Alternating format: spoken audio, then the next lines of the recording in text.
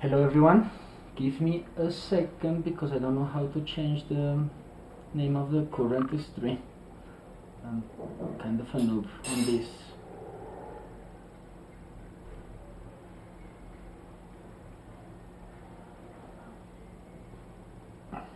It's not a file.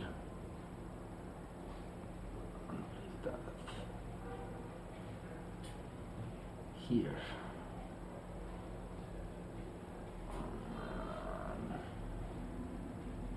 Title, okay, finally. SQL. Now, intro. Category. Computing. What? Class. First class, what's this? Talking.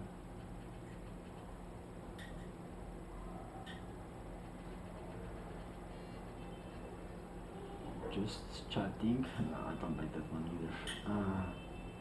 Tutorial. Is there a tutorial category? No. This wasn't created to. That's so sad. Category. No.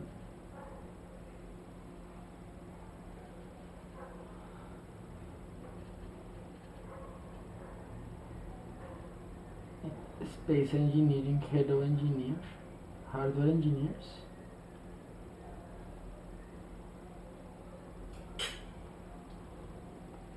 Systems maybe. Nope. Okay, let's just put chat talk and shows. Yes, that's better. Update information. I hope that updated everything. Yes, it did. Okay, SQL intro, perfect. Okay, hello everyone. I know that my camera is kind of weird right now, but the idea is to just do some test of a tutorial via Twitch. And this time I'm going to start with a specific topic, which is SQL. What is SQL? A little bit about databases, and that's it. So you're welcome to join. You're welcome to enter questions in the chat. So if there's anyone there connected already, please say hello to see if I can see like your messages. Oh, I see that I can say hello.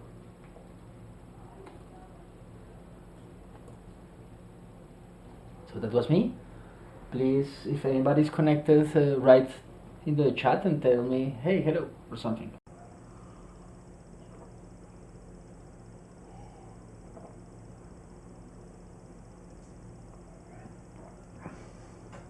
Okay, so again, let me do something here.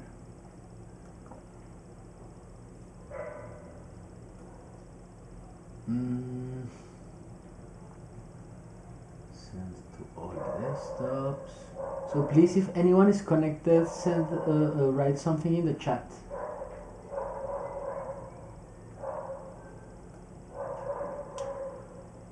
Oh, interesting. I cannot enter this window. New window, task manager. Nope, that's not what I want. So weird. It's okay. And what happens if I do this?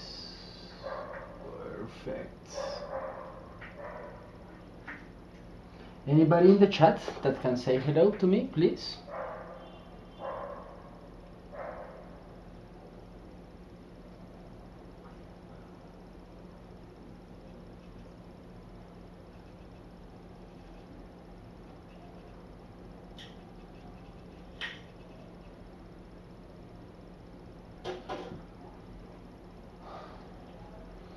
Please, if anybody is in the chat, write so I can start.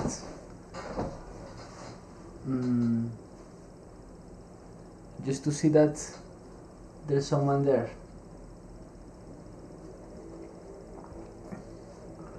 Okay, so let's go to Google here.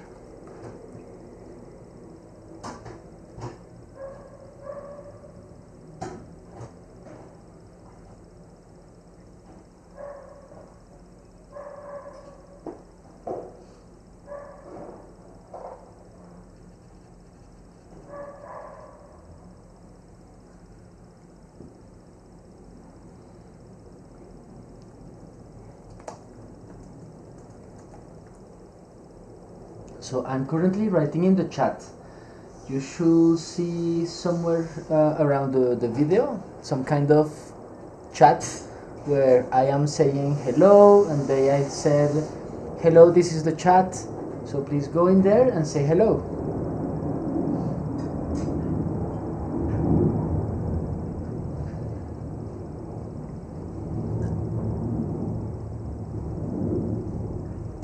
This orange juice is delicious.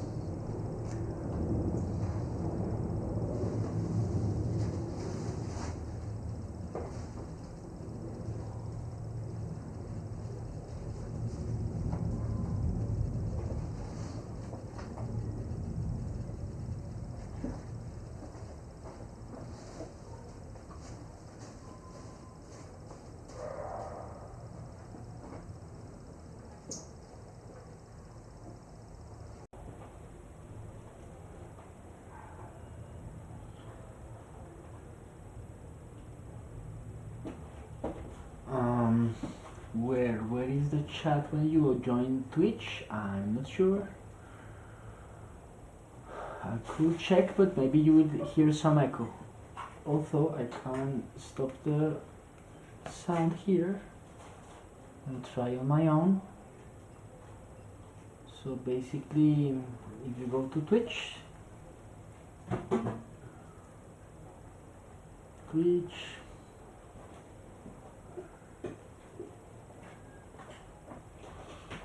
just twitch.tv/my username.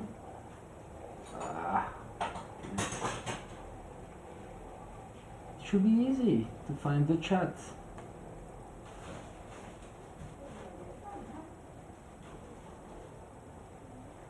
Okay, so this is what you should be seeing, and this is where the chat is found.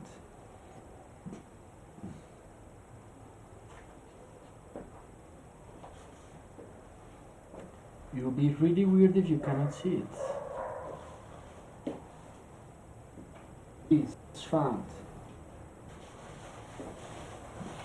Man, I shouldn't be doing this. Really. It will be really weird if you cannot see it.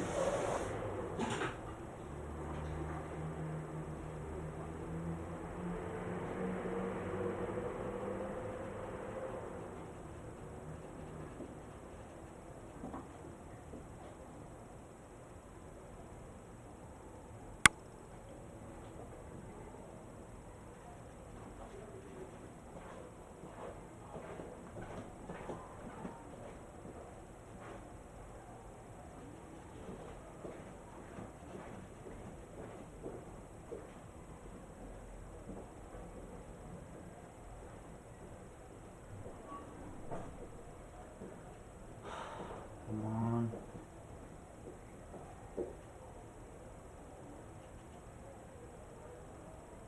Anybody can write something in the chat, please?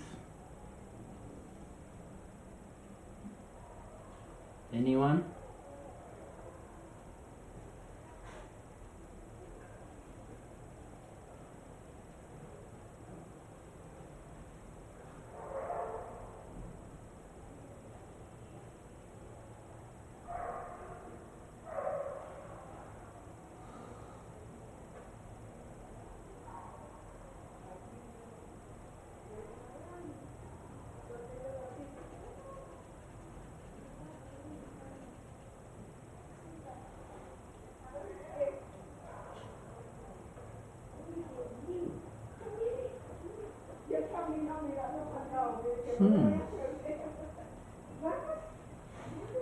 I'm not sure if you have to join Twitch to be able to chat. Have you?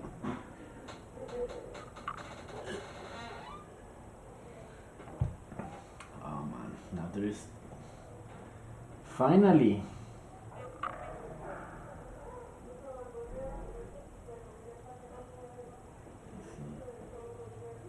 So you have to be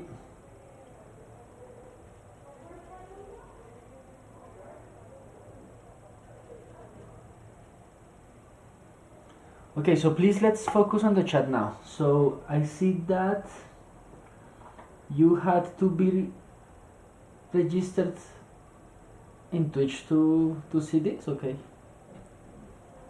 Thank you for the information. Okay, so let's finally begin with this. So the idea is to talk a little bit about SQL. I'm not a database manager, not a database expert, but I do know some things about SQL. So let's just jump into it and see what tools do we have, okay? Please, if you have a question, write it in the chat. And the idea is not me being in the cell phone. Just use the chat for any question, because I can see the chat at any time. Okay? I wish I could. Let me see if I can do something around here.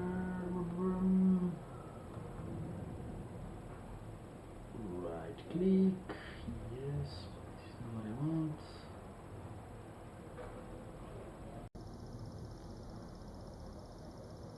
Yes, this is it.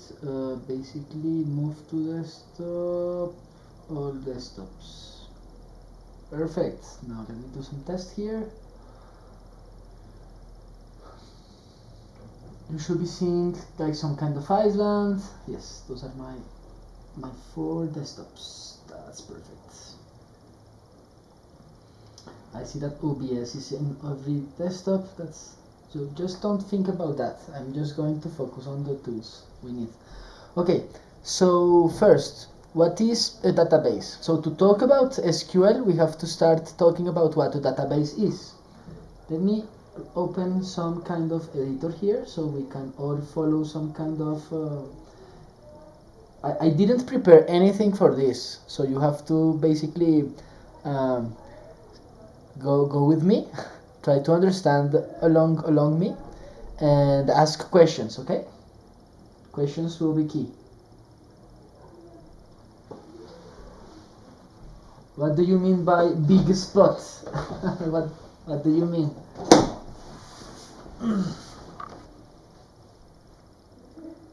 Okay, so this tool is awesome. This tool is called Typora. I don't know if you can see it, but basically you can type and create some notes here. So basically we want to cover SQL, right? SQL intro. This is an SQL intro. Can you see there what I'm typing? So SQL intro, well basically we are going to cover some topics. The first one is databases, right? Kind of, or types of databases, right? And what else? Relational. Well, what are the different types of databases? Relational, column-based, graph-based. What else? Let me think. There's a lot more. For example, document-based, and more. There's a lot of types of databases. Okay. So let me talk a little bit about this. So what is a database? A database is basically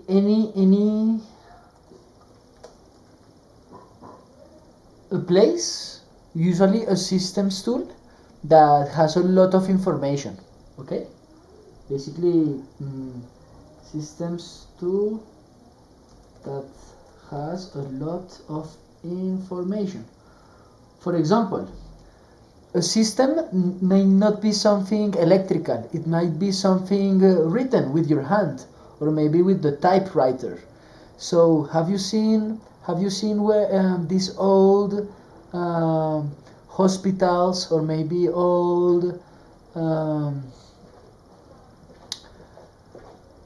investigator persons that have like this big archive with a lot of documents, and they go inside those documents, and for each investigation or patient they have a history that was usually written with a typewriter. So those big archives are a database.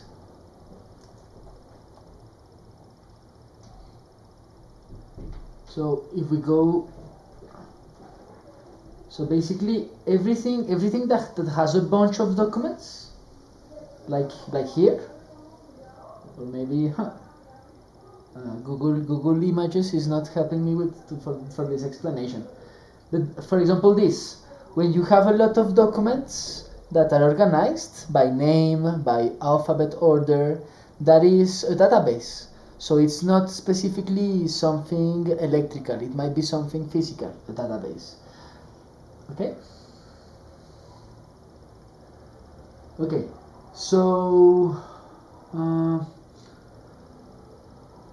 so it's a systems tool that has a lot of information. It might be physical or digital.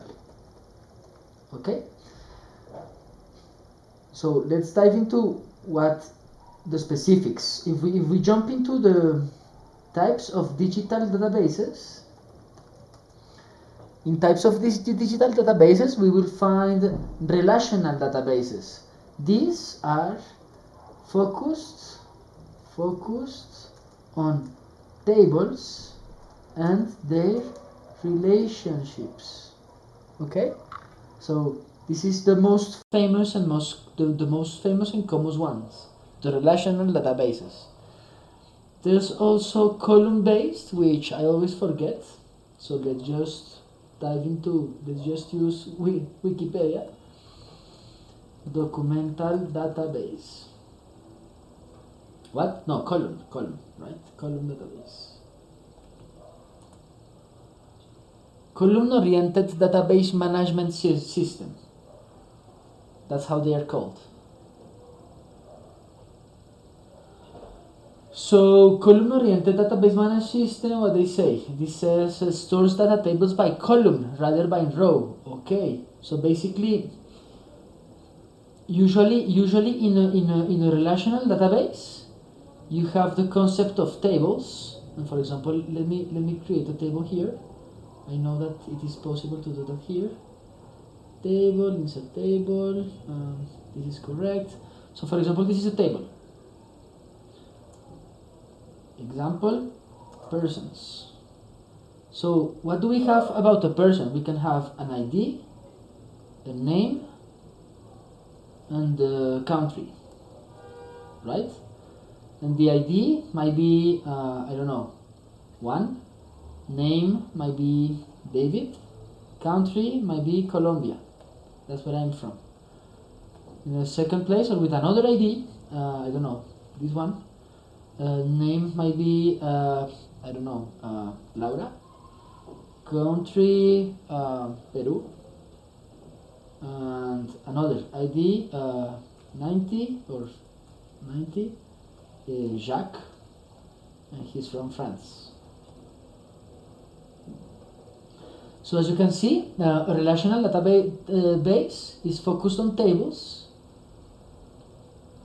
and usually the tables have different columns, right? And every row is an entry. Every row is an entry. So for example, this is the entry for David, and the second row is the row for Laura, etc. The column based is very similar, but instead of having a row per data, they have columns per data. So that one is kind of weird, but it should be something like this. So ID, name, country, and say sex. So for example, here it is the 1 and the 2, and here the name is David, here we have Laura, the country is Colombia, she's from Peru, the sex is M, and the sex here is F, right? I think. Okay. So I see there is a question in the chat. It says, which is the difference between Power BI and SQL? There's a big difference between Power BI and SQL. SQL is a language. It's a language used for relational databases. But Power BI is a tool that allows you to apply business intelligence into some information you have. So Power BI is bigger than SQL, but SQL, yes, SQL is simpler, and that's what we are going to see today. Okay, but let me follow this idea of databases. There's graph-based databases. In a graph-based database, you will see some kind of graph-based databases. For example, I don't know, databases. Graph database. Here, Wikipedia is like the answer for every question we have, right?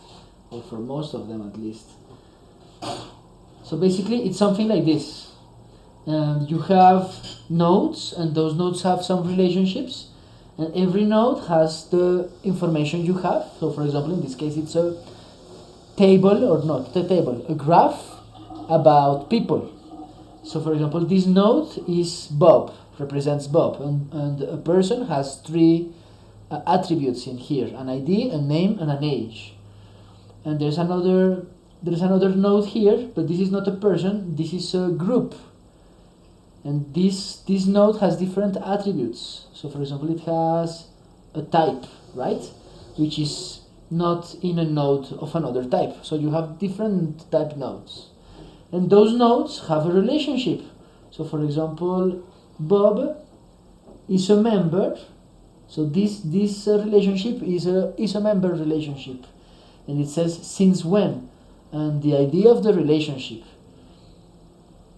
And the group, the chess group, says that Bob is a member of the chess group with this ID.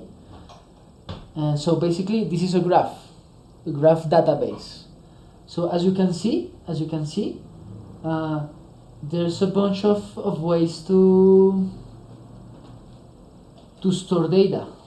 Wow, let me see if I can put this image here. I'm curious. I think I can do something like this. No, I was certain. That's so sad. Input image URL. The image URL is not here. Like this. So sad. This should work, but it's not. Image load failed. Smith. Okay. Doesn't matter. No, it does matter. I want to see the file. That's sad. Let me really quickly look. Mark down image.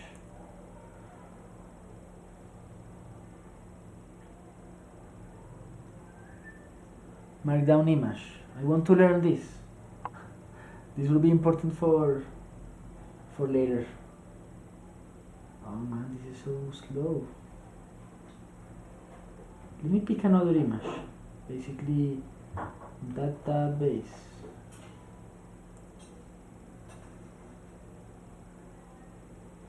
Basic syntax, image, images, the name and the URL. I did it correctly, didn't I?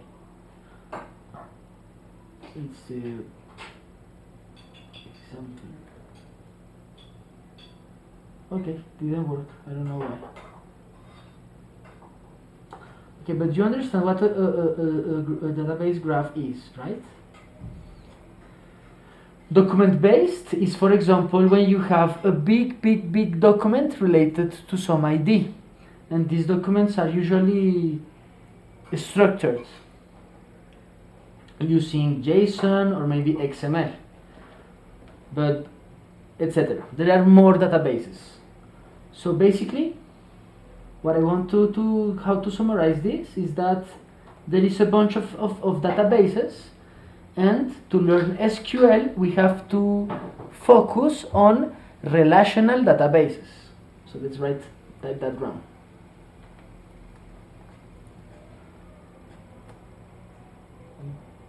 SQL is a language that is used only in relational databases. Only in relational databases. So the question is, so to understand SQL, you have to understand very clearly what a relational database is. So I will just mention some relational databases that are in the market and that you can download and use in your machine to work with relational databases. So for example, there was this old Microsoft tool, which I forgot its name. And give me a second, I have to load my what? My laptop.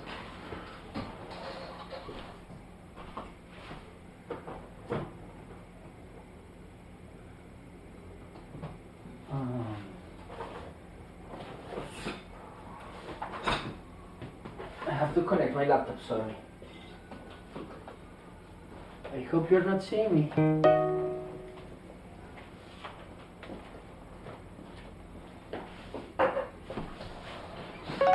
Okay, I'm back.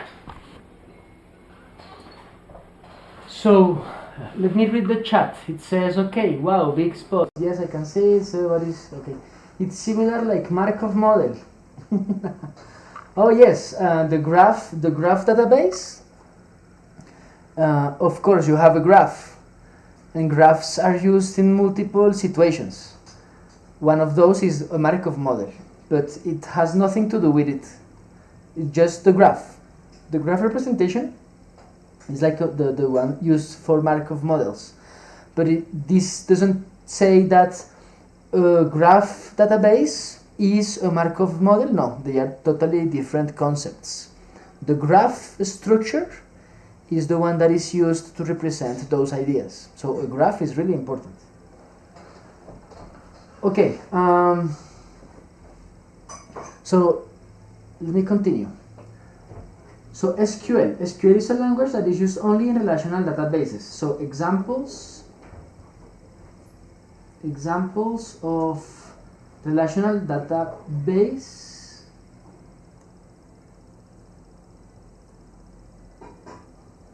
management systems. So usually these are called RDBMS, Relational Database Management Systems, or RDBMS, okay? So which examples can we find? Let me save this file, it is getting interesting. Wow, why is it? My computer is just so slow.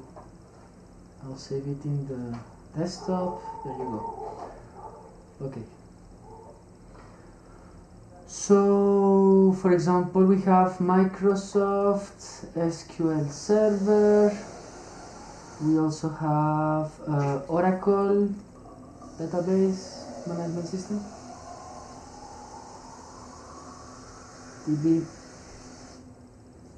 Oracle DBMS. What else? Postgres. MySQL. So what I'm listing here, I'm listing a lot of tools that big companies use to create relational databases. So it's a lot. It's a lot of tools. Microsoft.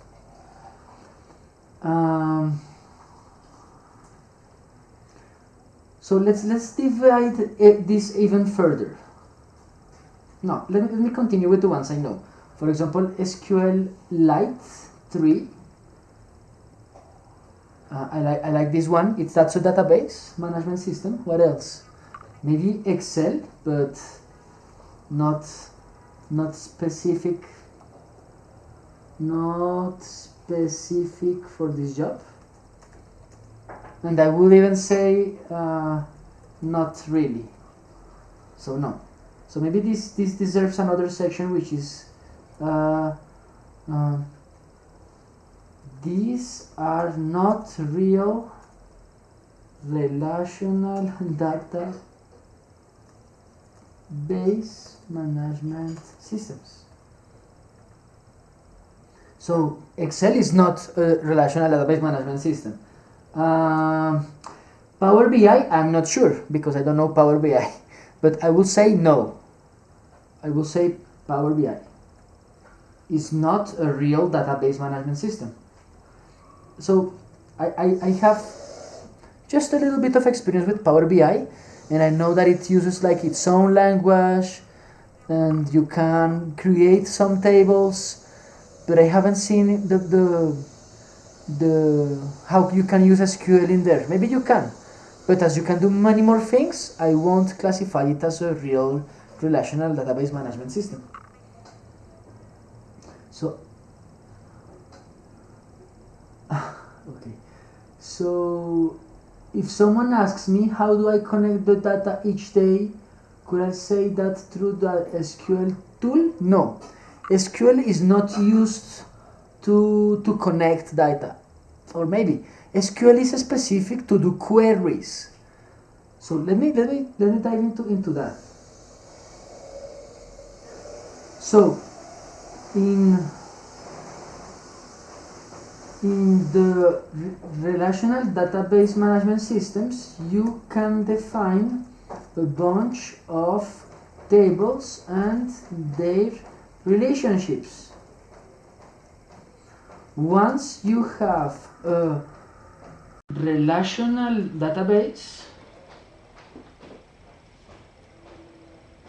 once you have some data in there, you can use SQL, which is structured query language,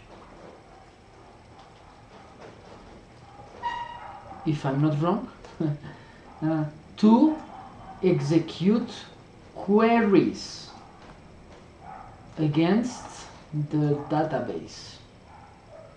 So SQL is only to answer questions about the data you have in your relational database. Okay, that's SQL.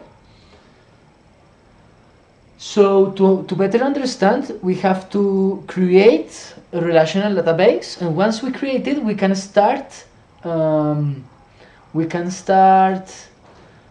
using SQL to make some queries. Okay, any questions about that?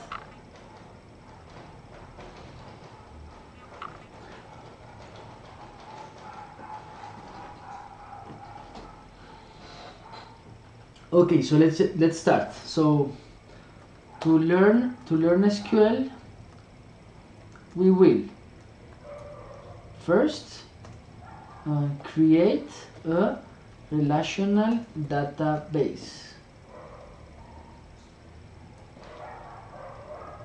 and second, run SQL queries against that database to get information. That's it. It's clear. Perfect. Okay, so let's first go to the creation of creating a relational database.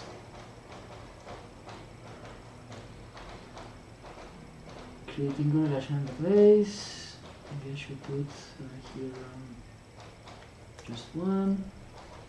That's better. Okay.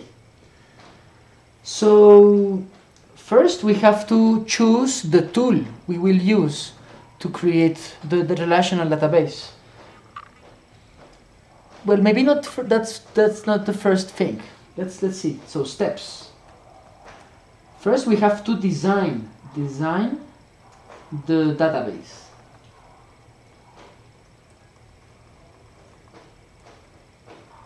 Then we have to build the database schema in a relational database management system.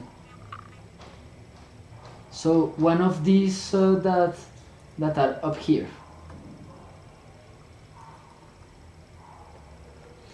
I'm not sure which one you want to use. Do you want to use one in particular? So I won't be able to choose this one, not this one. This one, we could use Postgres, we could use MySQL, or we could use SQLite 4. So I can use one of these three if you want. The most famous are Postgres and MySQL from my point of view, but there are more. Okay, so build a database in RDBMS, so we have to choose either Postgres, MySQL, or SQLite 3. Then, after building, we have to add some data, add some data to that database, add some rows, add some data to the database. And finally, and only finally, we will be able to run some SQL commands. So these are the steps to create a relational database. Maybe I am oversimplifying it, but that's the idea. Man, I look so funny in the video. Okay, doesn't matter. Okay, so first step, design a database.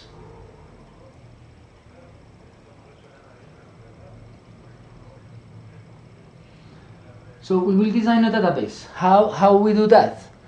Well, usually you go to a whiteboard like that one, and you just start creating some tables, and you say, okay, I'm going to use this table for this table for that. Okay.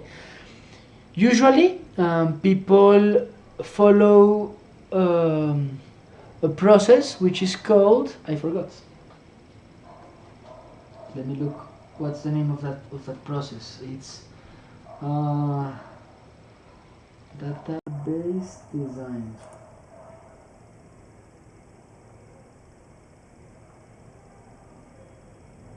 Let's read a little together.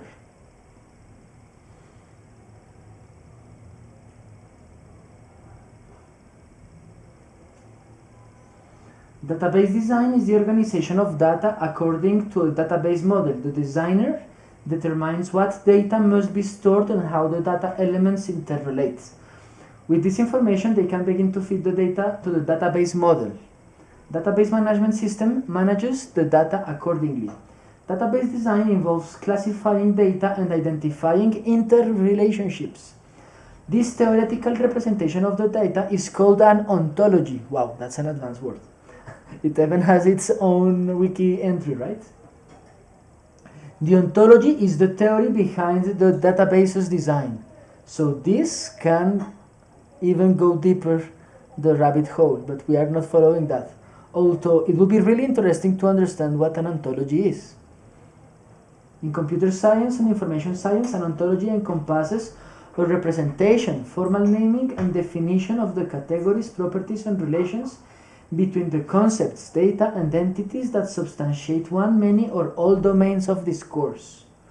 More simply, an ontology is a way of showing, now I'm interested. Of showing what?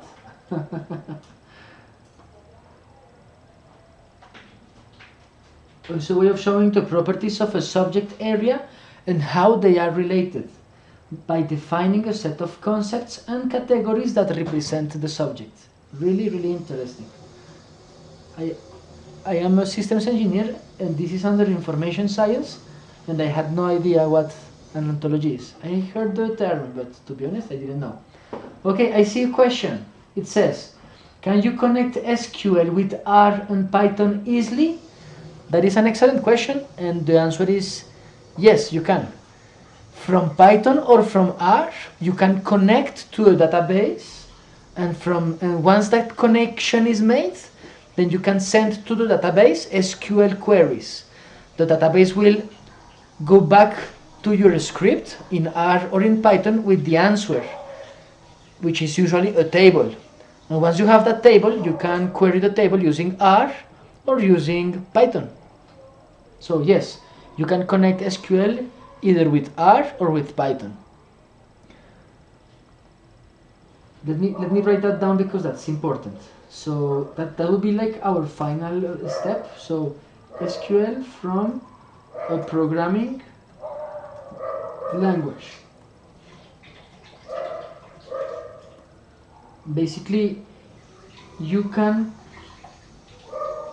from a programming language such as R or Python, you can connect to any type of database. If you connect to a relational database management system, if you connect to one of those, then you can send SQL to the database and it will answer with a resulting table. So I hope that answers your question. Okay, so let's follow the design of a database topic. So how to design a database? So usually there is a process that is followed, and that process is, I forgot the name, and I was going to look into that, right? That process is called normalization, database normalization. So before reading this, let's try to create one database. So yes, usually when you are going to design a database, you use an entity relationship diagram, entity relationship model, which kind of looks something like this.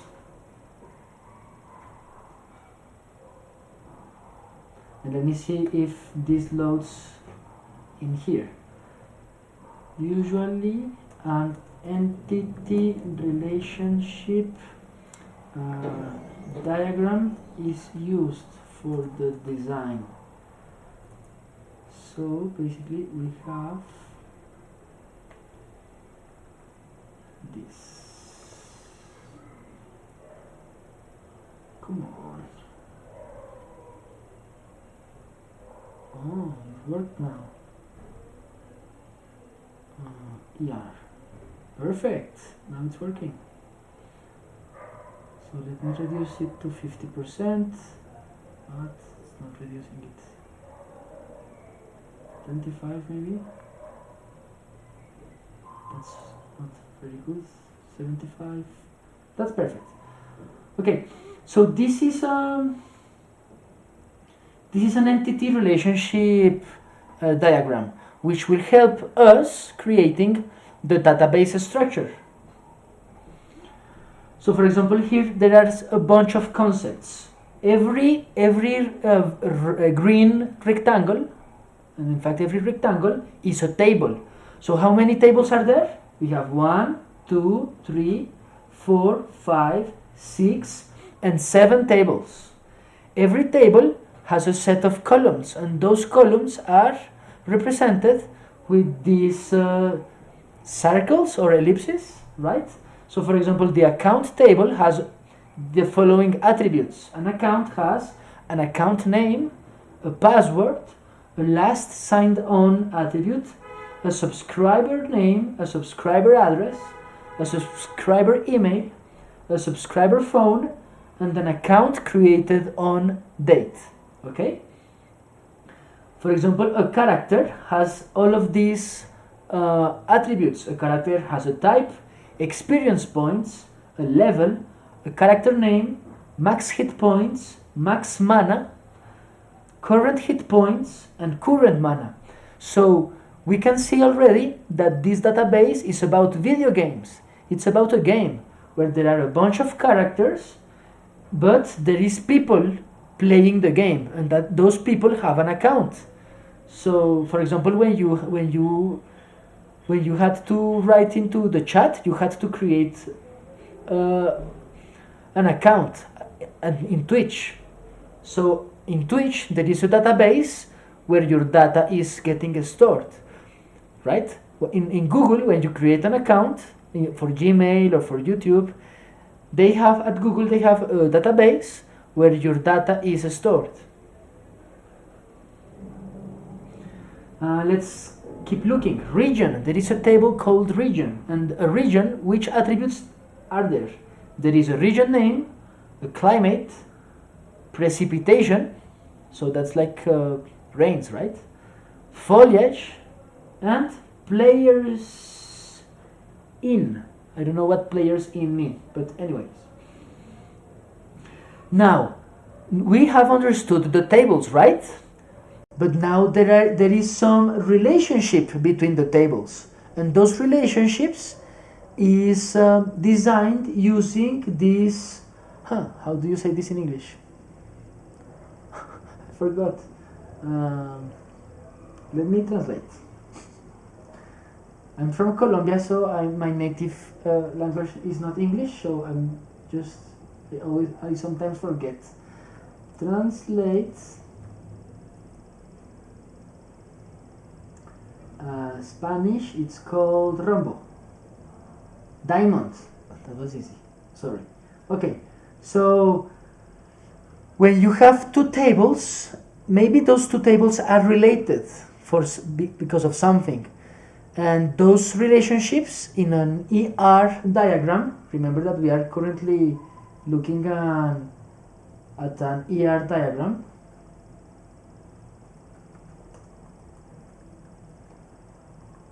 In these ER diagrams, in an ER diagram, if you use a diamond, that diamond means that there is a relationship between two tables. Okay? Yes, diamond, thank you. So, for example, an account and a character are related. How? Well, an account has some number of characters. Now, these relationships, there are many kinds of relationships. In this case, it's a one-to-many relationship. This one is a many-to-one relationship. So, an account has many characters, right? 0, 1, or more, or 2, or 3, or 4, or 5, right? Or 1,000 characters. Now, a character contains a region, but one region contains n characters, so you can read the relationship in both ways. This relationship you can read it as an account has many characters, or many characters have one account, right? Or a character has one account. In this case, a character has one region. Many characters can be related to the same region, or a region, this is the easiest, a region has multiple characters. So this is like the relationships that you start thinking about. You can have multiple. So let's talk about that. Let's talk about types of relationships between tables. So you have one-to-one relationship, one-to-many, that is equal to 1 to n, right? You can go the other way, that is many to 1, which is n to 1. You can have 1 to 1, many to many, many to many, which is equal to n to n. And I think that's all. Sometimes it is written like this: 1 dot dot 1, or 1 dot dot n, or n dot dot 1 or n dot dot n. So this notation basically says that there is a relationship, a one-to-one relationship, or a one-to-n relationship, n-to-1 relationship, or n-to-n relationship. I know that this is kind of confusing, but you will understand better if we do have some examples. Let's see. Which relationships do we have here? We have a 1 to n, and if we have a 1 to n, then we have an n to 1, right? So basically, these two are very similar, or the same, basically. They are the same relationship. And I see is the relationship type that is the most commonly used in this database. But this one is special. Run into. What does it mean? Run into, and it has an m to n. So many to many is not at to n because the number might be different. So basically, to be more precise, I should write n to n, because it's not necessarily the same number of rows that are related. Let me see. Let me find an example. So let me find an example of each one. For example,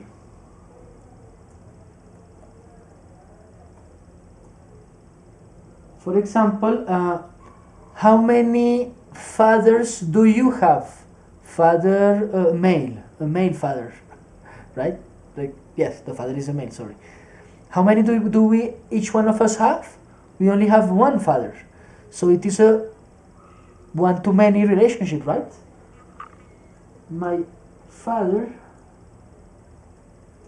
might have multiple children. I have only one father.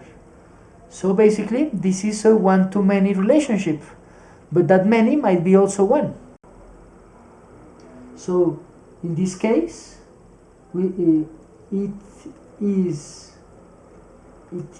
either a one-to-one or a one-to-n relationship, right? If your father only has one kid or one children, then it is a one-to-one. But usually, as fathers might have more than one children, or zero, because n can be zero, then, but if it doesn't have any children, then it's not a father, right? But let's just add that. No! Why did you have to join? Now, Liciel is an expert in databases. I'm just doing some intro here. So I'm kind of becoming shy now. What about a 1-to-0 relationship? No, that's good. Okay, let's add that one. So 1-to-0 or 0-to-1. That's kind of similar, right? 0-to-1 relationship. Okay. Am I forgetting something? No. Let me see. Can you help me with an example of many-to-many relationship? Let me see. And an example of this one might be also very interesting. 1-to-0. I came here because Gmail said Spider-Man PS5, but clearly it was a clickbait. No, it's just that I am learning how to use how is it called? Twitch, and I have always some issues like setting the title. But thanks for joining, and if you can help me with this, you are welcome. Okay, I don't have examples of this. Let me see. How many? Let me see. Relationship between two tables, but it might be kind of anything. Let's try with space.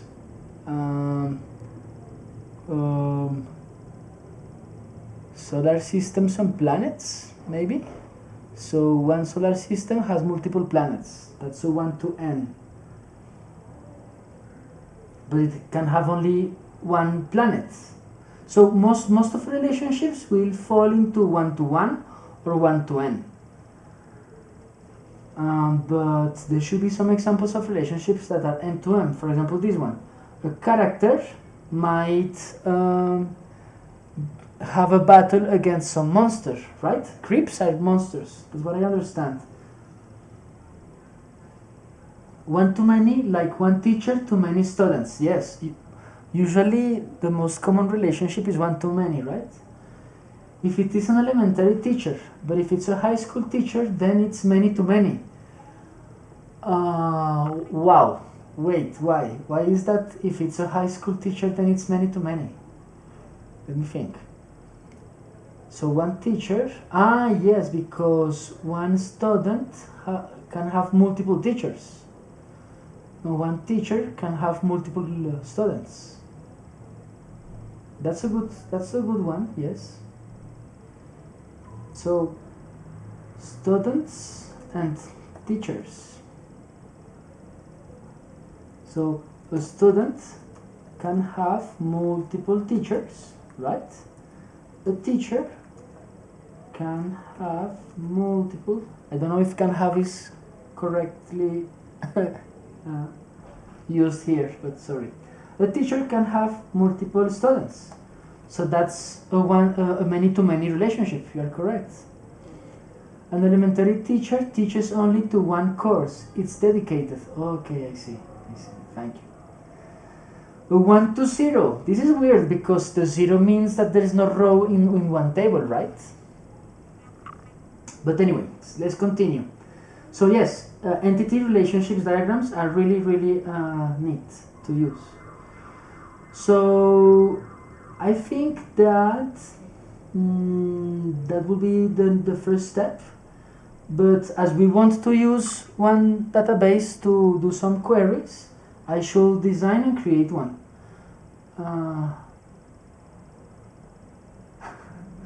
You have 0 deserts, okay. So I was thinking that I should create a database, but maybe I should use an existing one, right? Let's see if I can find an existing database.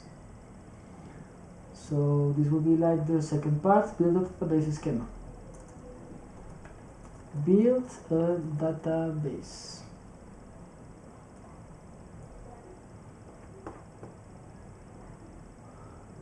So to build it, you can either create it from 0, which basically is create all the tables that you will use, right? And create the relationships between those tables, right? But you can use an existing one. Existing Relational Database Management System, RDBMS. So basically you can use the one in your office or find one in the web,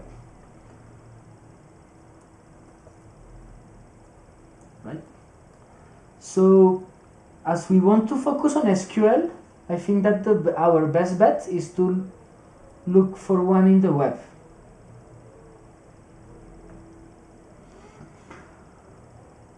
Or you want to create a database from scratch. What do you say? Let me see. I don't know where to look for SQL tables. SQL table database example. Sample database. This is looking good. SQL examples. Okay, no, I don't want that. I want the database.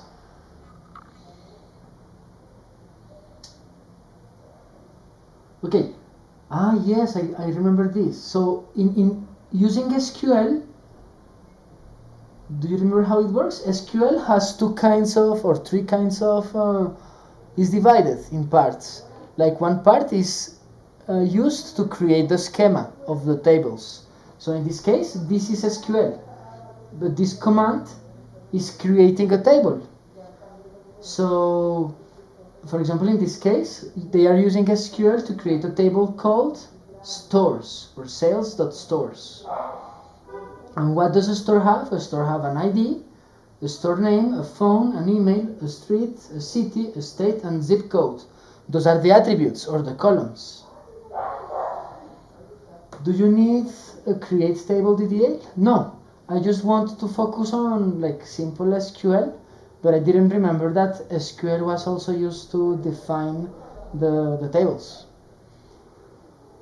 So basically what I'm looking for is for a database. Yes, I'm looking for the DDL, yes, you're right. Some script that creates tables and inserts rows. Okay, for example, what else? Here they are creating another table which is staffs, but this one has some relationships. This one was only the attributes, right? And every column has some type. In this case it is an integer, in this case it is a varchar, which are strings of 255 characters each. For example, a phone is a string of 25 characters. Here's a state of 10 characters, and the zip code. Okay, so that's how you can define a table and some columns. This concept is kind of advanced to explain, but basically, when you create a table, you have to choose a column which is the primary key.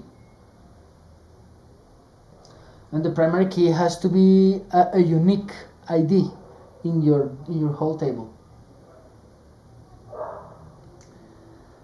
So for example, here they are creating another table which is called staff. They have all of the bunch of attributes. They have also a primary key, which is the staff ID. And it's interestingly, they have a store ID. And we already have had a table called stores. And this store ID marks a relationship between these two tables. So basically, I think that it will be clear if we create like some ER diagram for this. I don't know if they have one here. Create, and that's it. And load a sample database. Oh, maybe this will be good to use. Download the SQL Server sample database. I hope I'm not downloading a virus.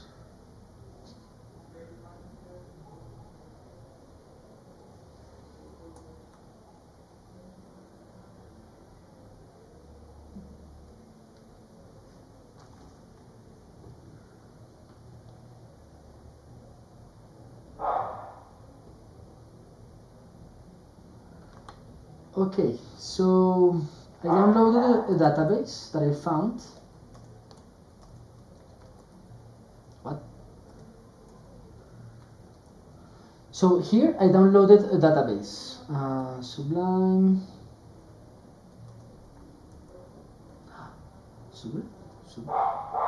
Sql 3 asterisk. I have a dog that is barking, sorry. Okay, so I downloaded a sample database, right? And it had 3 files. The first file is called Createobject.Sql. So basically, they defined this file to define a relational database. So you can use SQL to create databases, but also to insert items or rows, and then to query for some things, so for some specific things. In this case, this file is creating 2 schemas, okay. Then it's creating some tables. So in this case, in the production schema, a schema is basically, if I understand correctly, a set of tables. So under the production schema, they are creating this category table, a brand table, a products table, and in the sales schema, they are creating a customers table, a stores table, a staffs table, an orders table, an order items table, and in production they are using a stocks table. And it's interesting because you can have relationships between tables defined in different schemas. So for example, this production.stocks table is related to sales.stores table in the other schema. So as you can see, this is basically creating the tables that we need. And this, at some point, this was a design. So at some point, this was something like this. And once they had this written somewhere, they decided, okay, now that we have clearly this design, we can jump into creating the SQL needed to create all those tables and the relationships.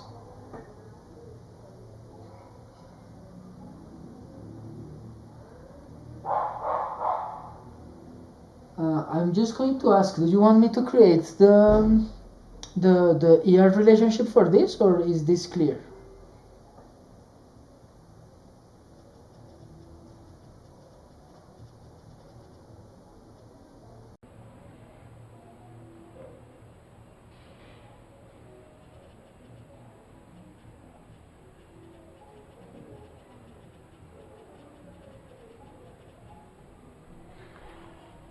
Perfect. It's clear. Okay. Then let me just talk a little bit about these relationships. So primary key is tied to a column that has to be unique. Okay. So in this categories table, there is only two columns. The first column is an integer, which is an identity. I don't remember what this means. Sorry. But basically, or maybe I do, no I don't. And the primary key says, okay, this column has to be unique for all the rows that exist there. And the category is just a string tied to that row. The second column is a string, and it's not null. The primary key is important. Now, in another table, you do the same thing. You create some attributes and some primary key, which is unique, I repeat, and then you can create some foreign keys, that is, keys that contain the identity, the primary key of another table. So in this case, they are saying the category ID column that I defined here in line 32 is in fact referencing category ID in the table production.categories. So there is a relationship between the products table and the categories table. And basically this condition says if they delete or update one entry in the production categories, then please update the products categories on cascade. That is, on cascade, no, as a cascade, basically. Also update the entries in this table. For example, they are defining another foreign key, the brand ID, which is this column here. And this column is in fact IDs into the production.brands table. So that's how in SQL you define tables and you define the relationships between the tables. I think that if I load this in a database, we can start working. But let's check this second file. This second file basically deletes everything. So this might be useful at some point. And what does this have? The third file I downloaded basically is adding rows into each table. So for example here, they are saying, okay, I'm using the database bike stores. Identity insert, I don't know what this means, sorry. But let's focus on the insert commands. So insert into production brands. So production brands has two columns, a brand ID and a brand name, right? And the values is one Electra. So this line will insert one row into the production.brands table. This one will insert another row into the production.brands table, but this time the ID is 2. Remember, the first column, which is the brand ID, cannot have a repeated value. That's why they are inserting different values. Why is that? Because the production.brands, so this table, first column was defined as a primary key. If I try to do something like this, if I try to do something like David, because of course I know brand, this second command will fail. Why? Because the database will tell me you cannot add the brand David with ID 1 because there is another file that already has the 1 as an ID. Okay? So what else they are doing here? Identity insert. Oh, this have to do with the identity function that was used here. But basically it's kind of advanced things, maybe doesn't matter very much. With these inserts, we are inserting things in the categories table. All of these inserts are adding products into the production.products table. And as you can see, there's a bunch of products, a bunch of customers, and that's basically it. Another thing that might fail is that once you define a table and say that, for example, category ID is in fact an ID on another table, you have to be very careful, because if you insert some product and the categories table doesn't have that ID, that foreign ID, then the insert will fail here. Okay, so I think this will work. Now I have to decide which database to use. So which database do you want to see in action? MySQL, Postgres, or SQLite? Those are the ones I know how to use a little bit.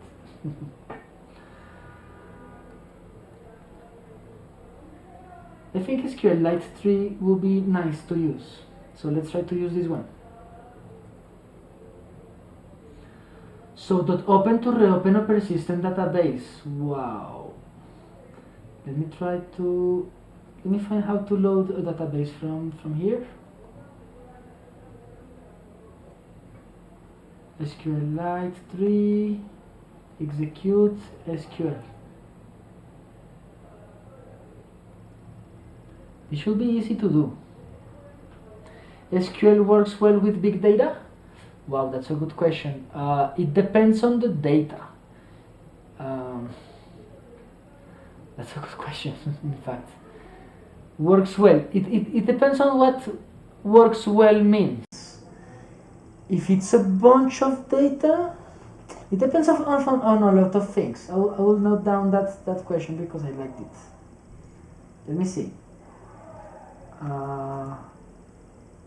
Questions. Does SQL work well with big data? And basically it depends. It depends on how the data has been structured in the database. If you have your database and it's not 10 tables but only one table with 1,000 columns, then SQL won't work very well because it has to do a bunch of it has to traverse a long list of items. So won't be nice if your tables are either have a bunch of columns or a bunch of data. It depends on the database. It depends on the database that you are using. There are some databases that that organize information under the hood in a way that SQL commands are very effective against that. For example, Aurora, AWS Aurora database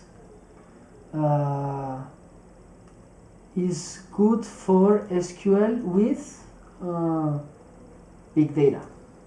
I don't know if you have more examples of this. LACL, for example. What's the other one?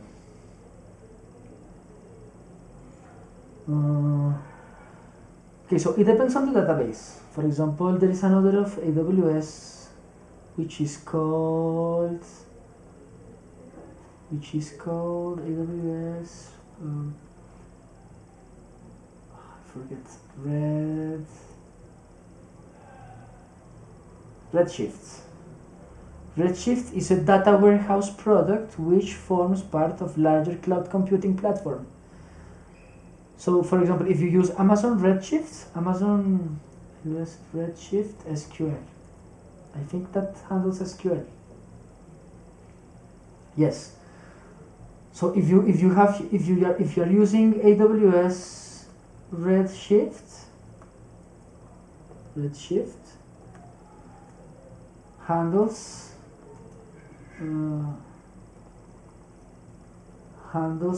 SQL with big data.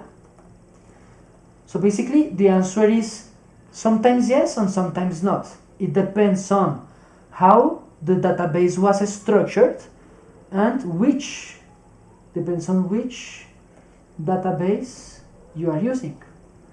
For example, it's not a good idea to do big data with SQLite 3, because SQLite 3 is a very small database. SQLite 3 is for more very small projects. MySQL and Postgres are more powerful, but I will say they don't handle big data very well. Neither do Oracle nor Microsoft SQL Server. If you want to work with big data, you will have to work with what they call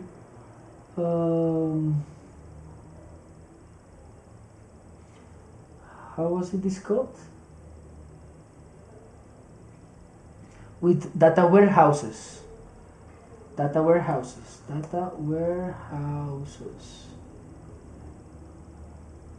In computing, a data warehouse, also known as enterprise data warehouse, is a system used for reporting and data analysis, and is considered a core component of business intelligence. Data warehouses are central repositories of integrated data from one or more disparate sources. Yes, data warehouse is not like... So the concept of data warehouse is even bigger than a database, because the data warehouse pulls information from multiple sources, from texts or from other databases. But usually those data warehouses understand SQL. Now when you ask works well, so works well, it depends, because maybe it works, but if you execute a SQL command, the SQL command can take minutes returning an answer, depending on a bunch of factors. So basically that question doesn't have a good answer, I'm sorry. So as a data scientist, you should know like how much time a query might take depending on those factors, on the factors listed above. Basically, it's not easy to answer. But it's important to know SQL, because if you know SQL, you will be able to interact with these gigantic tools. A tool that is that I would like to learn how to use is called Google Spinner, and I think that Google Spinner is is a very good tool for this. Okay, let's continue. So yes, I was going to create a simple database using SQLite. So basically, where AuctionDB has not already been created. Okay, that's good. So exit or quit. So I can do something like this: SQL products, and then I can do something like this: bikes. And let's call it bike stores. Bikes stores.db. So I'm creating a database, which is a file, and here I'm specifying create all objects. And basically it's telling me that I don't know how to use SQLite, but let's just keep trying. Error near schema, syntax error. I can't believe it. Man, why is this so small?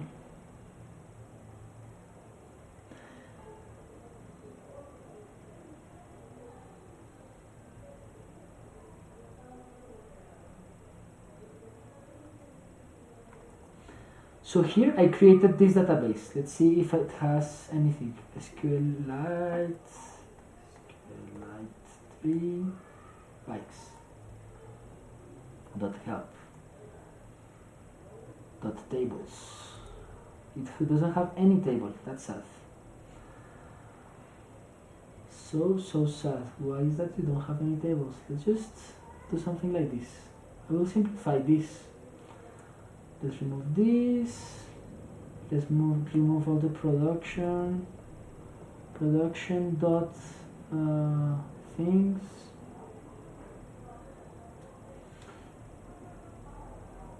And replace all. And the sales thing. And replace all. I'm not sure if this is going to work, but let's try.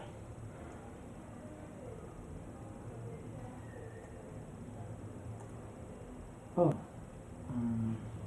like this. Wow, it seems that it worked, right? So SQLite 3 bike store, and now if I list my tables, I have 1, 2, 3, 4, 5, 6, 7, 8, 9 tables. So now we have a database that I found on the web. The database created some tables, right? And some relationships between tables. And this is where SQL really starts. So we were, where were we? Add some data to the database. Okay, no, we were building the database schema. That was done. So basically what I did was the following. This was bash. What I did was something like this. Copy and paste. So basically I executed that. Then I executed this to open the database, right? And here it said, now you are connected. And by looking at the tables, I just typed tables and I had these tables. So we already built the database. Now we are going to add some data into it, okay? So add some data to the database.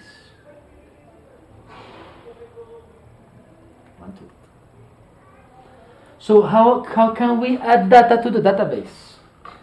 Well, if you remember, we also downloaded this file which executes a bunch of inserts. But before that, let's look at our current database. So this special command is specific to SQLite, so this is not SQL. But this is SQL. Select everything from brands. So basically what I'm telling the database is to give me all the columns, all the rows, no, all the columns of the table brands. And it doesn't have anything, that's why it returns empty. Okay? I could do the same with customers, it's empty, with orders, and it's empty. Okay, so let me write this down here because I think it's important.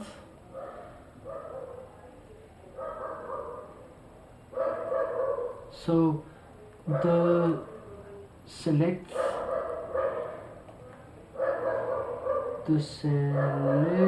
sorry, because of the doc, the select commands are simple SQL queries that try to list the contents of the tables. As the tables were just created, they are empty. We need to add some data. Let's say insert. And we need to insert some data there, right? And that's what we're going to do. We have to add some data into our tables. To do that, I'll just use the same file I downloaded, which is this one. So I think that I have to simplify it a little. So I don't know if this is going to work, but maybe. So let's just try. So I just go out of here. I execute something very similar, but this time not create, but insert, right? What's it called? Load data. It's telling me no sales, so that those schemas don't exist, so I'll just remove them. And products, right? Replace all.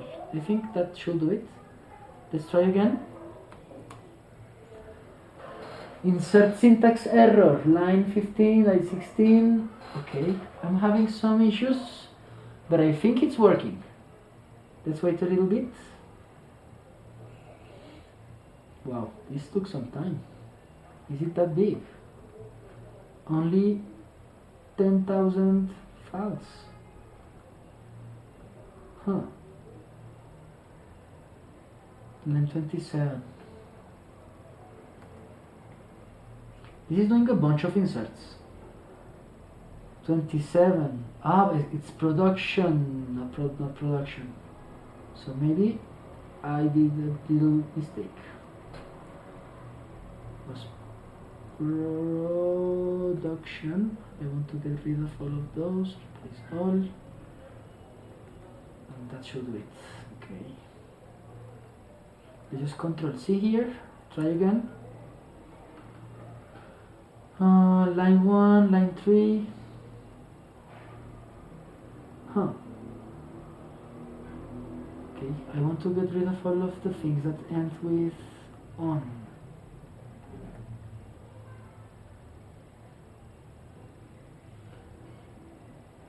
How can I do that?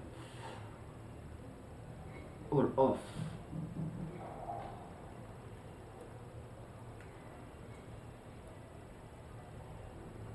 Maybe with some command line tool magic, but let's try first this. Insert error. Wow. What is the error here? Insert into brands. Okay. If it doesn't work, it won't matter. We can just add our own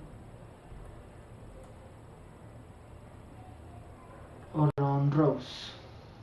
Select asterisk from brands.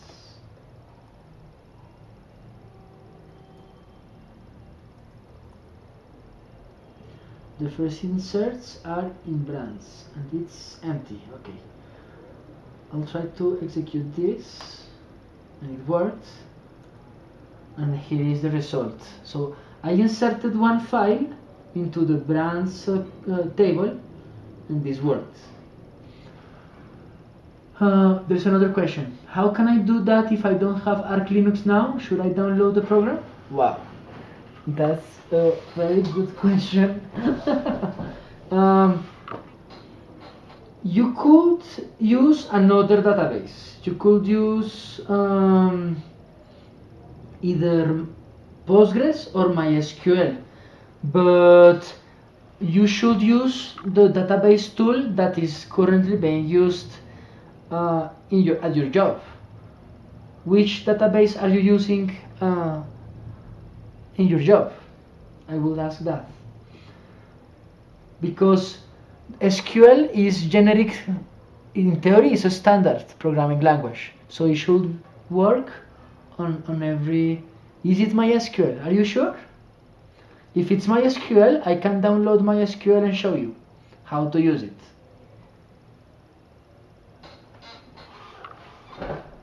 Simulations.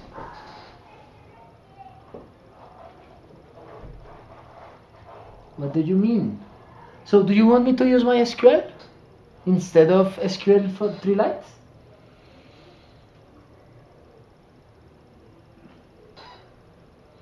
I don't like MySQL because it's big, but if you want, I can use it.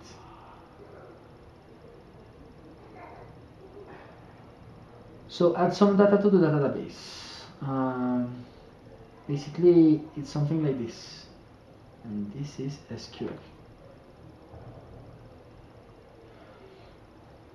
Which one do you recommend to me better? So if you are just when I learned all of this, I learned with MySQL.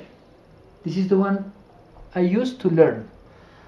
But this one is very heavy because you have to run a process which will slow down your computer, because the database relational system is a process that runs every hour.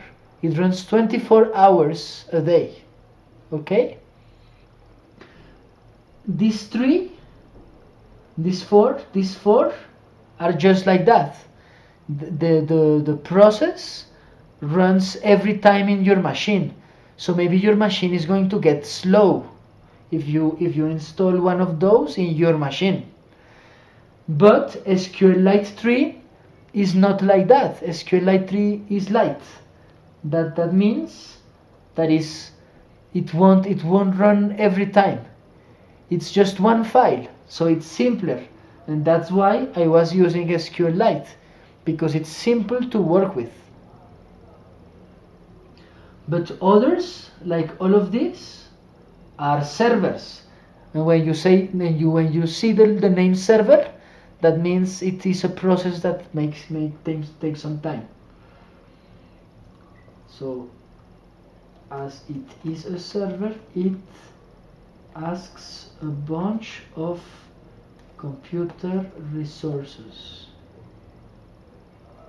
and this can be said for every one of these, right? But SQLite is not a server, it is just a file.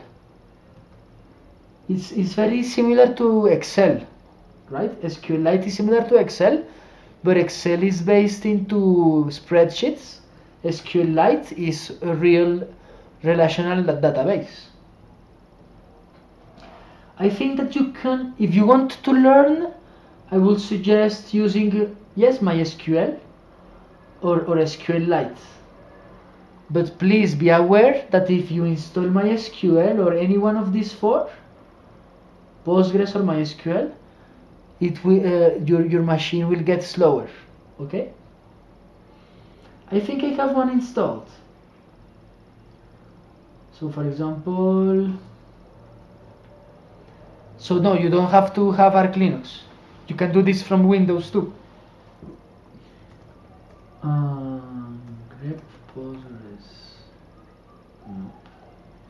SQL, no. SQL. Which Postgres?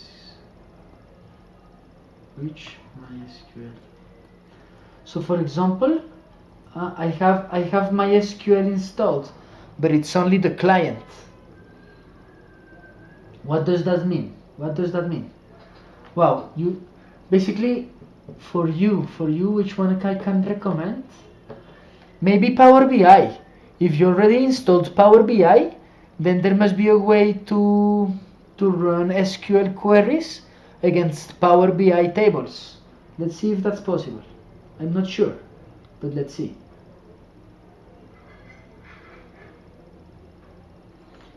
Power BI SQL.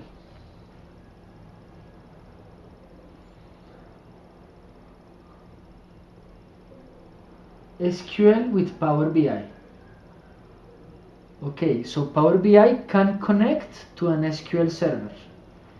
So in this tutorial you will learn how to connect Power BI to Microsoft SQL Server database and then analyze the data to get insights.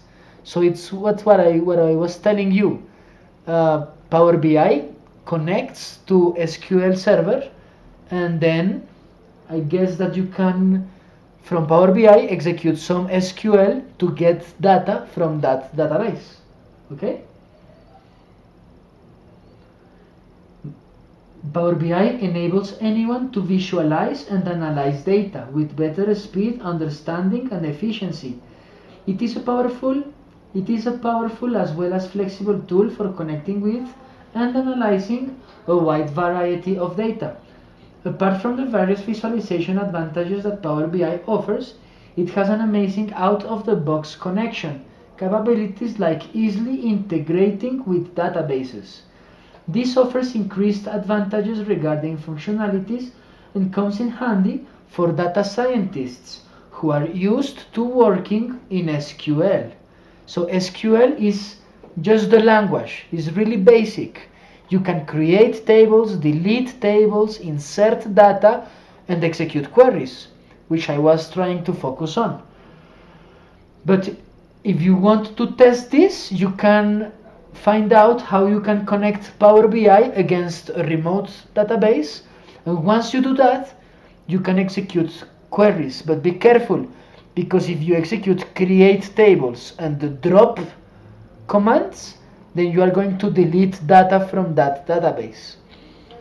So to learn, I think it's better to create your own database and work with it. And that's what we are doing here. That's what we are doing, or what I am trying to do here. So here I created a database. The database has how many tables? 6, 7, 8, 9 tables, right? And I'm trying to add rows. So with this command, insert into, I added a row.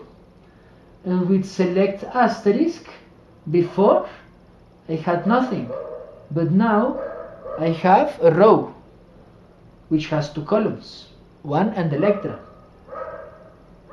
I can delete that row. If I do delete from brands, where brand ID equals 1. So with that command I deleted the row. So basically let's write that down. Build, add some data. After this is executed, you added a new row into the brands table.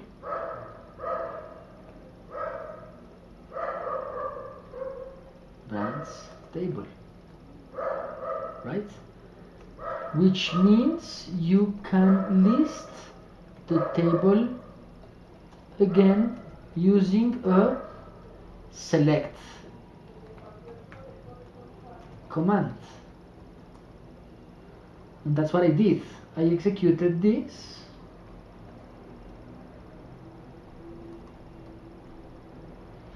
SQL. And that was the result, right? So this command is SQL, and it's for query, and I'm telling it show me, so select show me everything, that's asterisk, that's everything from, so from a table, which table? From the brands table. Okay, this is SQL. We can also delete rows, and to delete a row I executed this command.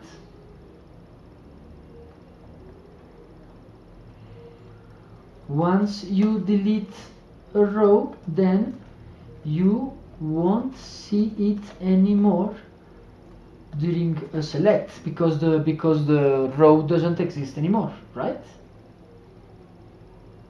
SQL. So basically I type this and nothing happened.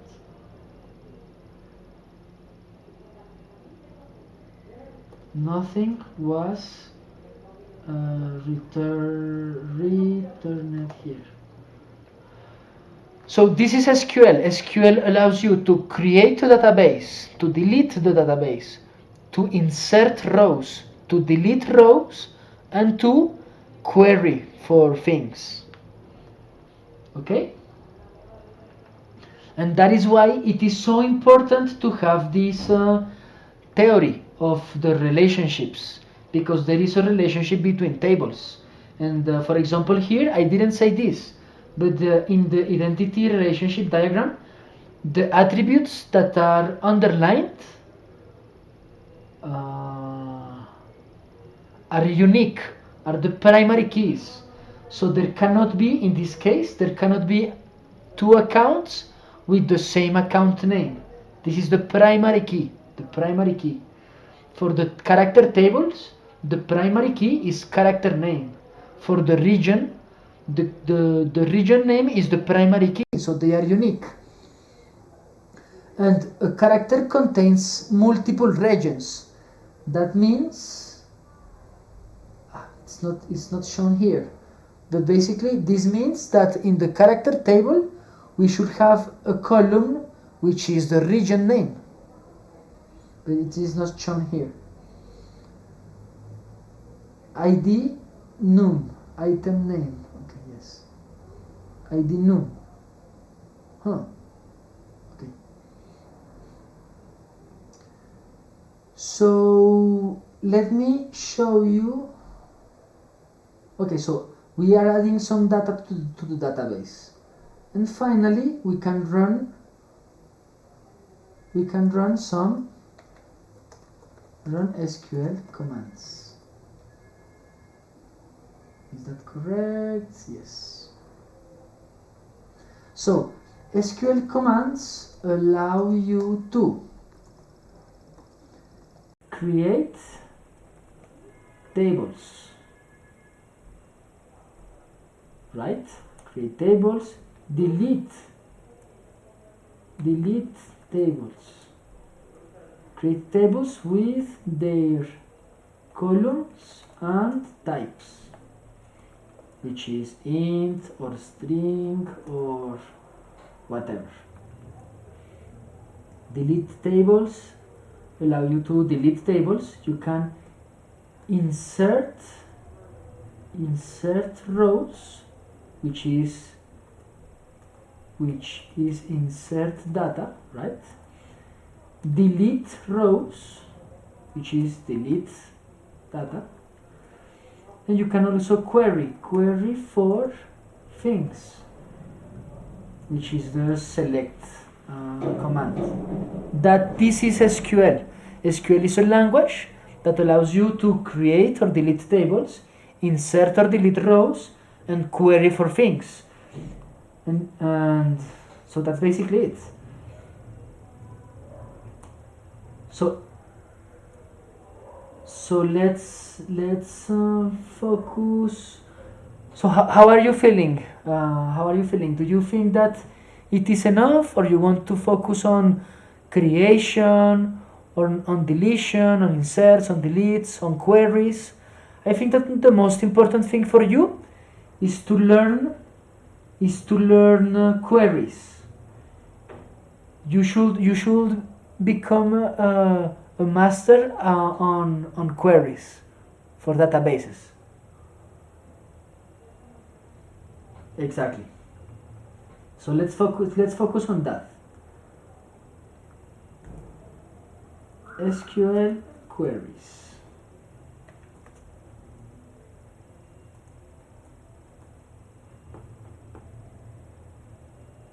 SQL queries. Okay. So usually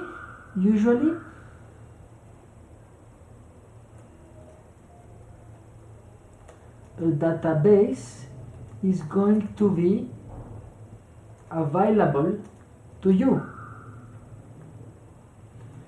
You can execute SQL commands in a bunch of tools or user interfaces. For example, you can configure Power BI, right, to connect to a remote database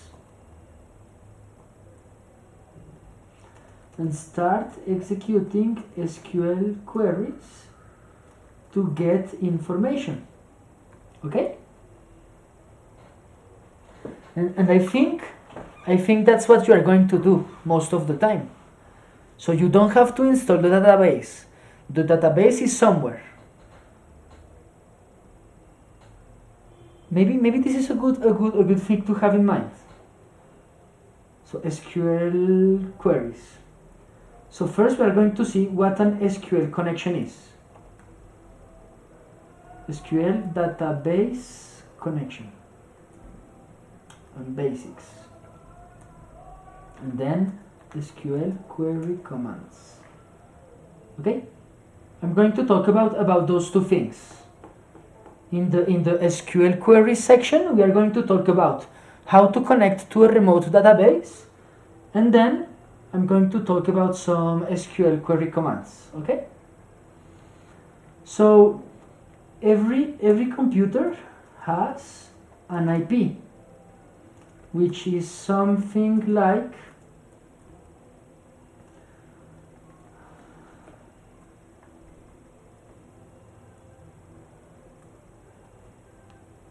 an IP is formed by 4 numbers separated by points. Have you seen this? IPs?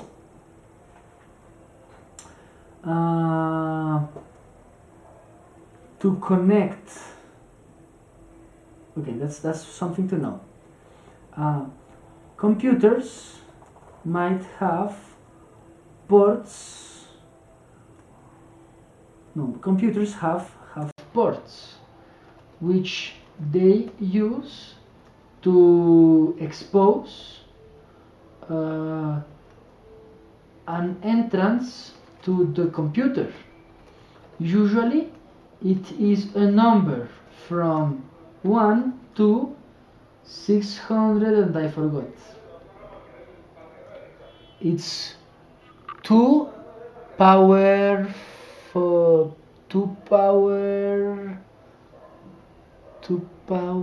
what? Give me a second. 2 power 42.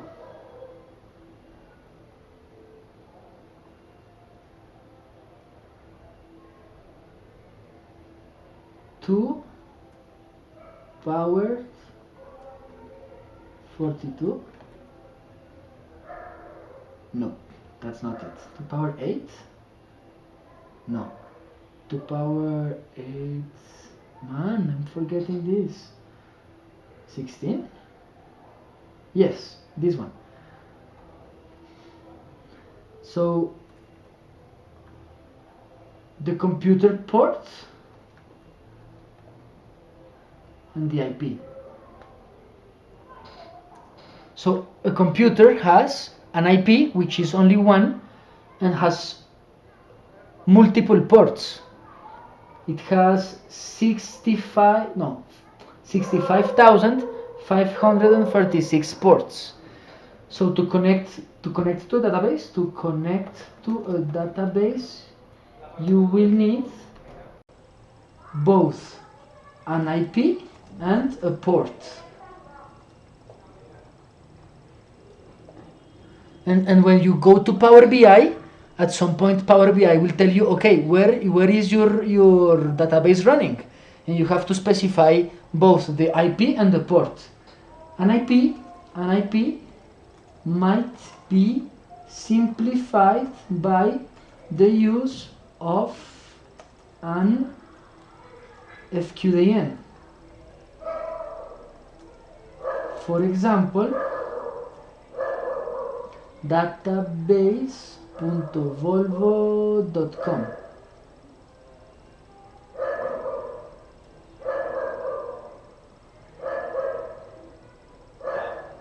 So maybe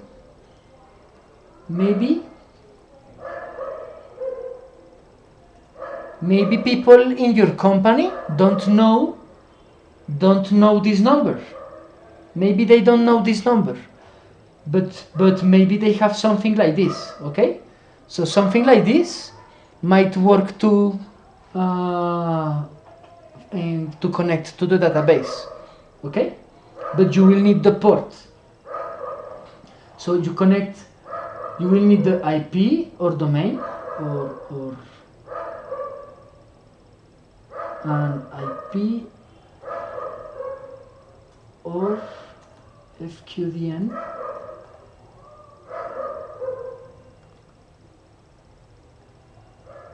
and the port. Okay, so let's take a look at what they were going to do here. Prerequisites, blah blah blah, Power BI desktop, blah blah blah, Spot, Power BI desktop. Getting started. Okay, so the image below highlights the major components of Power BI. Get data from multiple sources. Data source, you can go and click into connect to a database. The file database. Here there are multiple kinds of database: MySQL, Postgres, Sybase. You can connect to Azure or to online services. Wow, for example, there's a lot of stuff. Okay, but then you will have to connect to what? To in this database section, you have to know what type of database you are going to connect to. For example, MySQL. Okay. So accessing the database, install SQL Server. You don't have to do. I don't think you have to do this. Once downloaded, install in your machine. Look, enter the following credentials. This is the FQDN. This is the IP, not the IP. FQDN is the correct word, where the database is running. And you will need some user and password.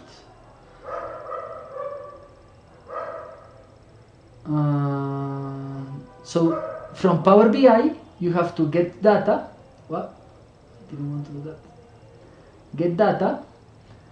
Go to SQL Server, and here the server is the IP or the FQDN. And look, this is going to connect automatically. And that database has some schemas, and those schemas have tables, and those tables have columns with data. So from Power BI you can connect to remote databases. Okay. For example, you can import one table. To load a particular table, simply tick the checkbox next to it.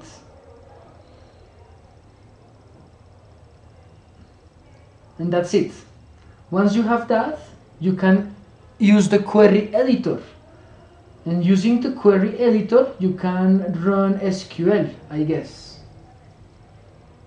Enter queries, edit advanced. Wow, they are using like some advanced. They are using M, the Power Query Formula language.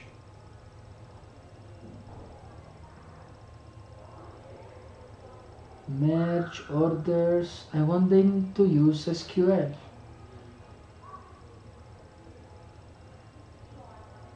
Those are the visualizations in Power BI, right? And that's it. Okay. Basically, you need this FQDN and the port. There are some default ports, but you will have to ask if there is a need for a port. So basically, to connect to a database, you have to understand that you are connecting to an IP, that is to a machine, and you have to understand that you need a port. For SQL Server, there is a default. So there is a default. The default ports are SQL Server, Microsoft SQL Server, for Postgres, for MySQL. So every database technology uses a different port. For example, Microsoft SQL Server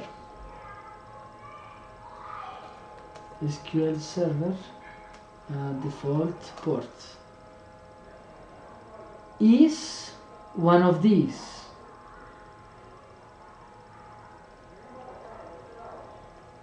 Okay, for Postgres, the default port is 5432. For MySQL, the default port is 3306. Okay? So basically you will need both. And that's it. I know that this is very technical for computer scientists, but basically that's what you need to connect from Power BI to a database, okay? Once you are there, it depends on how Power BI works, but I see that you can load tables and use M against those tables, but you maybe can also use SQL query commands. For example, if you use Python or if you use R, so to connect to a database from Python or R, you will need again an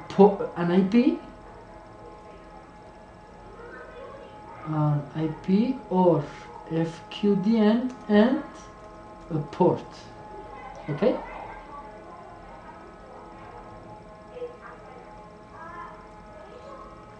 Okay? I can show you an example. For example, I can create a Python script here that connects to this database, but it will be very simple. Python 3 SQLite 3.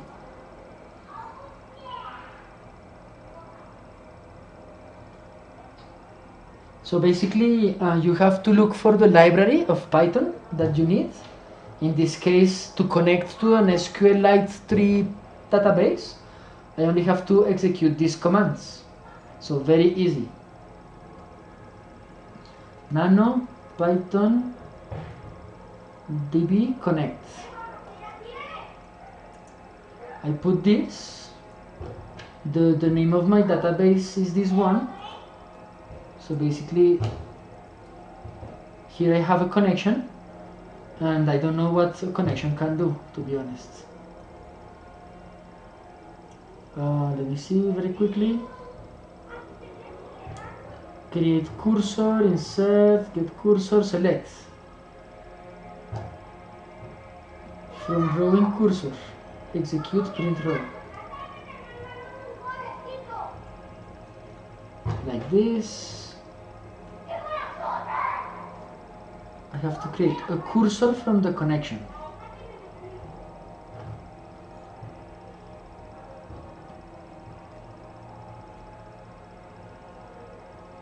So what I'm doing here, from Python, I am importing the library that will allow me to connect to an SQLite 3 database. In this line, I am connecting to the database. SQLite is very simple, so I only need the name of the file, right? But if it was another database such as MySQL or Postgres or Microsoft SQL Server, this connect string will be something like this. My Postgres SQL server.volvo.com. Yes. So, and I would use import Postgres or something, and Postgres.connect. Postgres.connect. So basically, depending on the database you will connect to, you will use different libraries. This is something that you will have to look on the web. So to connect to SQLite 3, I have to use this line. And if I have to connect to Postgres, it is very similar, but you are specifying the FQDN or the IP and the port. And once you have this, then you can start querying for things. As we are using SQLite now, I'll just focus on this. And I want to select from brands. Okay? From brands. So let's go back to SQLite. Let me see if brands has anything. It doesn't have anything. I will insert. I inserted a row there. If I select, I get two things. So I can get out now. Select from brands. I think this is okay. So let me execute this. Python 3, Python DB.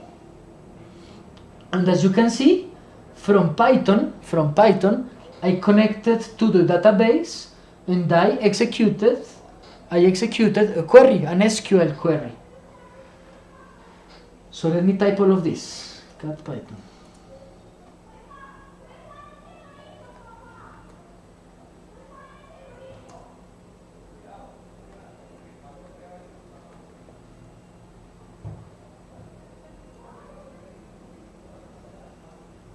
In this example,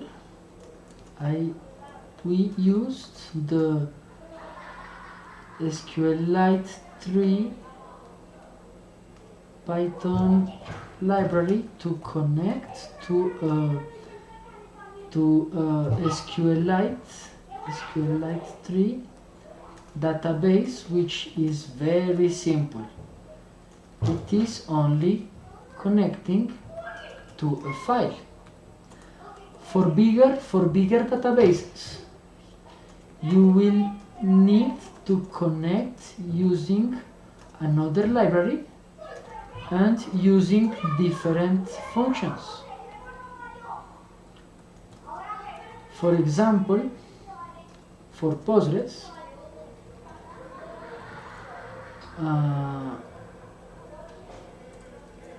you will need to do something like this. So Python 3 Postgres connection. Connect to a Postgres database. So it's very similar. Blah blah blah blah blah blah. Connect. Blah blah blah blah blah blah. Config file. Wow. Okay, this is kind of complex, but basically it's all of this.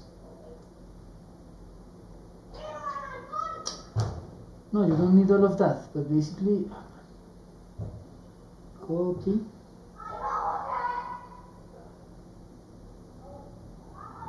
Why is this taking so long?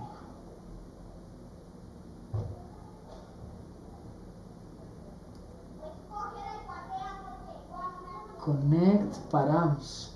But the params are not clear here. I didn't like this web page. Ugly web page.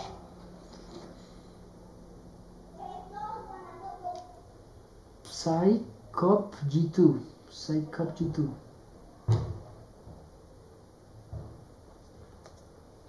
cop G2.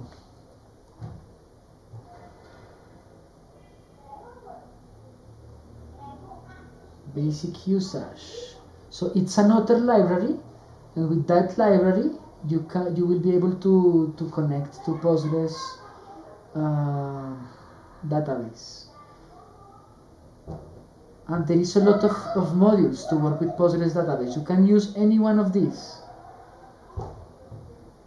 There must be an example around there, but here.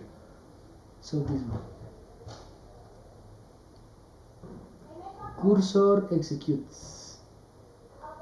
I like this one. This example is nice. Copy. 1, 2, 3, 4, 5. And this is Python code. Paste. So for example, to connect to a Postgres database, you will need to use another library. It's different from this library. So depending on the database you will connect to, you will need to use a different library. For Postgres, you need this library, and as you can see, there is a connection. And this connection is more difficult than this connection, because SQLite is just a file. But as Postgres is a server, then you need a host, which is this IP or FQDN, and the port, which by default for Postgres, as we saw, is 5432, which is this number here, 5432. The Postgres might ask you for a user and a password and the name of the database. So, and if you want to connect to a MySQL database, then you will need another library and look for in the web how it works, okay? Security. So you are asking me, does SQL provide greater data security? The answer is no. No. So let me write that question below. Does SQL provide greater data security? So SQL was not designed to provide security. The security is provided by the people that manage the database, by making sure that the connections are encrypted using some encrypted protocol standards, such as TLS, SSL TLS. SSL TLS is a protocol which basically, when you go to a web page, you can see this lock. This lock tells you that the web page is using HTTPS, and that S is secure, is security. So basically they are telling you that the data that is between the remote server and you is encrypted. That's why when you go to a bank, like Bancolombia, if you go to a bank, the communication is encrypted. It's using an S. That S shows you that it's secure, but that's not provided by SQL. It's provided by the engineers that maintain that database. So you have to make sure that this connection is secure. Something similar happens with databases that are secure. Another question. I must connect SQL with Python, but the information you have given me is important and more understandable. Thank you, Juliet. Okay, I think that will be all for today, because this is getting kind of lengthy. So I'm going to stop now. I have to go to have lunch. But I hope that you understood a lot. Now only you have to get a database and to start executing select commands. I suggest you reading Learn SQL. This tutorial is good. SQL tutorial is very good. So basically you can enter here and start working with SQL. This is going to show you everything you need for SQL commands, okay?